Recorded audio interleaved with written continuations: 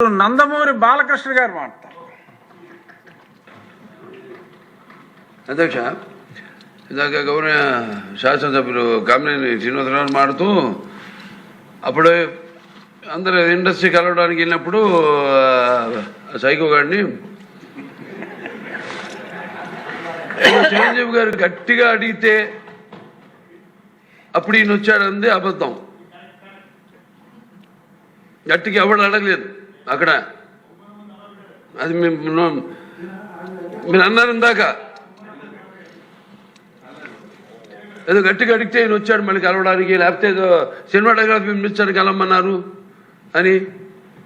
ఏంటంటే అండి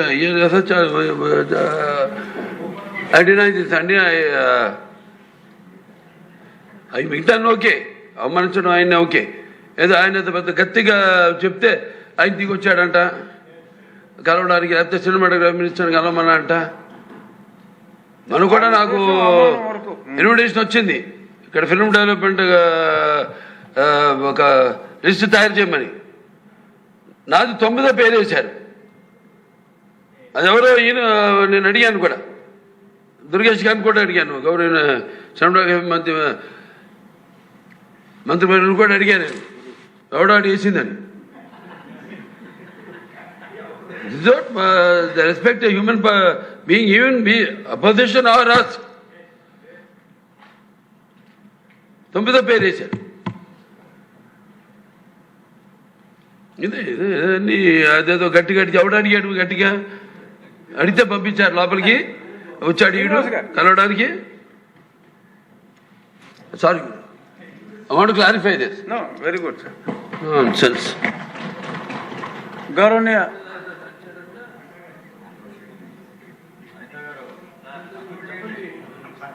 అయిపోయింది. గౌరవనీయ ముఖ్యమంత్రి వర్యులు.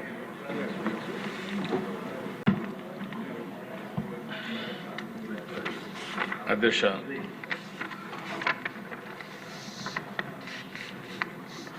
మొట్టమొదటిసారిగా డీటెయిల్డ్గా లా అండ్ ఆర్డర్ పైన మనం చర్చ చేస్తున్నాం. 19/24 జరిగినటువంటి హ్యూమిలియేషన్, జైలుకు పోయిన వాళ్ళు, తప్పుడు కేసులు పెట్టించుకున్న వాళ్ళు, రాష్ట్రాన్ని వదిలిపెట్టిపోయిన వాళ్ళు ఒకరు కాదు అధ్యక్ష. ప్రజాస్వామ్యాన్ని కాపాడాలి అని మాట్లాడిన వాళ్ళందరూ కూడా బాధితులే. ఈరోజు ఇక్కడ స్పీకర్ గారు ఉన్నారు. ఆయన్నైతే నాకు బాగా జ్ఞాపకం, అయ్యన్న పాత్రుడు గారిని. కడాన ఆయన పైన పెట్టిన కేసు అటెంప్ట్ రేప్. ఈ వయసులో ఆయన పైన దట్ ఈస్ ది ట్రీట్మెంట్.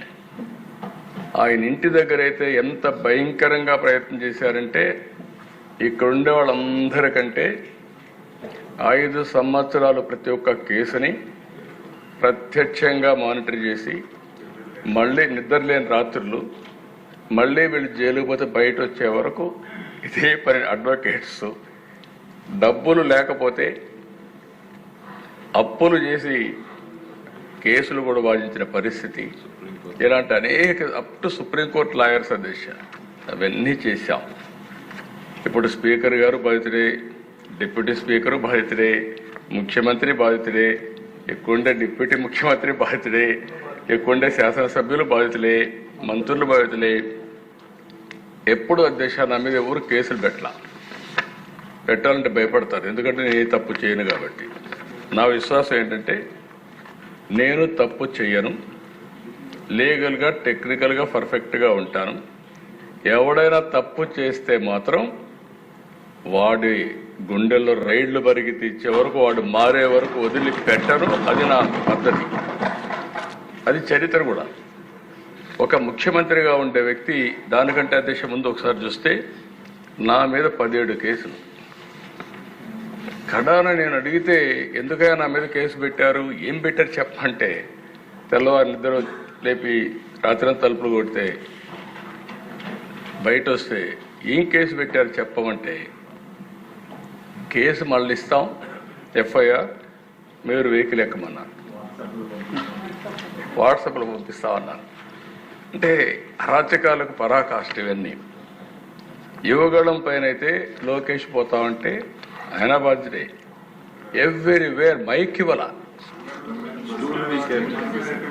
అది సరే, నేను వెళితే ఆ దిశ అంగళ్ళలో నేను రాష్ట్రం మొత్తం ఒక యాత్ర పెట్టుకున్నాను. ఆ యాత్ర ఏంటి? ఇరిగేషన్ ప్రాజెక్ట్స్ అన్నిటినీ మీరు నిర్లక్ష్యం చేశారు.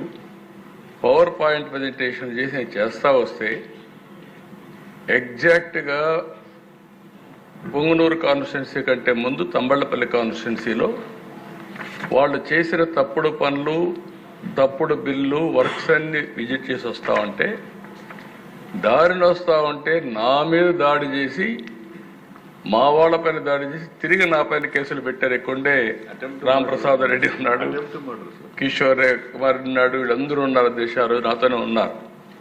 ఇవన్నీ చూస్తే అది ఒక్కొక్క స్టోరీ చెప్పుకుంటా పోతే ఈ రోజు కాదు, చాలా టైం పడుతుంది. యువగళం పైన అయితే 12 కేసులు పెట్టారు. అనపర్తిలో కూడా తమరు నడిచెళ్ళారు. అనపర్తిలో నన్ను నిలిపేస్తే అనపర్తి వరకు నడిచి వస్తే మళ్ళా కేసులు పెట్టారు. దాంట్లో కూడా కేసులు పెట్టారు. 12 కిలోమీటర్లు నడిచి వచ్చా. అక్కడ కరెంట్ తీస్తే మళ్ళీ సెల్ ఫోన్లు వెలుగులో మీటింగ్ చేశారు. అక్కడ అది కూడా కరెంట్ అంతా కట్ చేస్తే సెల్ ఫోన్ వెలుగులు పెట్టి ఇక్కడే ఉన్నాడు మన రామకృష్ణారెడ్డి. అలాంటి సంఘటనలు అన్నీ జరిగాయి. దశ అచ్చెన్నాయుడు నేను చూసి ఆ రోజు ఆయన ఫైల్స్ ఆపరేషన్ చేసుకున్నాడు. అక్కడి నుంచి తీసుకొచ్చి ఇంత దూరం అంటే అంత దూరం తీసుకొచ్చి ఆయన ఎన్ని హెరాస్ చేయాలో చేసి, ఆ కేసు ఏంటి, ఏమి ఒక లెటర్ ఇచ్చాడనో ఏదో ఒకటి పెట్టేసి ఆయన హెరాస్ చేసే పరిస్థితికి వచ్చారు. కొల్లు రవీంద్ర ఎవరో చనిపోతే ఈయన పిఏ ఆయనతో మాట్లాడాడు కాబట్టి ఈయన అటెంప్ట్ మర్డర్ కేసులో ఈయన వచ్చేసాడు. మర్డర్ కేసులో ముద్దాయి ఈయనకు వచ్చేసే పరిస్థితికి వచ్చారు. బీసీ జనార్దన్ రెడ్డి ఆయన పైన కేసులు పెట్టేశారు. ఆయన ఎదుపై జైల్లో పెట్టేసి చాలా ప్రయత్నాలు చేసి మళ్ళా బయటకు వచ్చారు.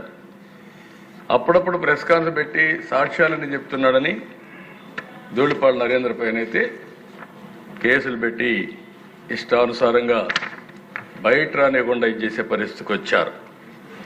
జేసీ ప్రభాకర్ రెడ్డి పైన 66 కేసులు, కార్యకర్తలపై 2560 కేసులు, పులివర్తి నాని పైన 31 కేసులు, చింతమనేని ప్రభాకర్ పైన 48 కేసులు. కడ నిమ్మల రామానాయుడు ఎవ్వరి దగ్గరికి పోడు.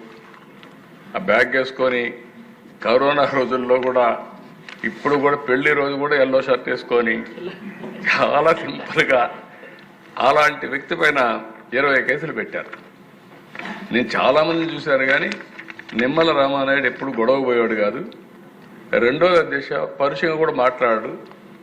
కరోనా సమయంలో కూడా బ్యాగ్ వేసుకొని నిత్యావసర వస్తువులు తీసుకుని ఇంటింటి దగ్గర ఇచ్చేసి వచ్చే పరిస్థితి ఉండే వ్యక్తి. దేవినేని ఉమా పైన 27 కేసులు, ఆంజనేయుల పైన 16 కేసులు, అయ్యన్న పత్రుల పైన 14 కేసులు, బీటెక్ రవి కొన్ని చెప్పుకోలేకపోయారు 14 కేసులు, కోన రవికుమార్ పైన 15 కేసులు, కాలువ శ్రీనివాసుల పైన 14 కేసులు. ఇక సరే మిమ్మల్ని అయితే చాలా ఎట్లా చేశారో ప్రపంచానికి అంత తెలుసు.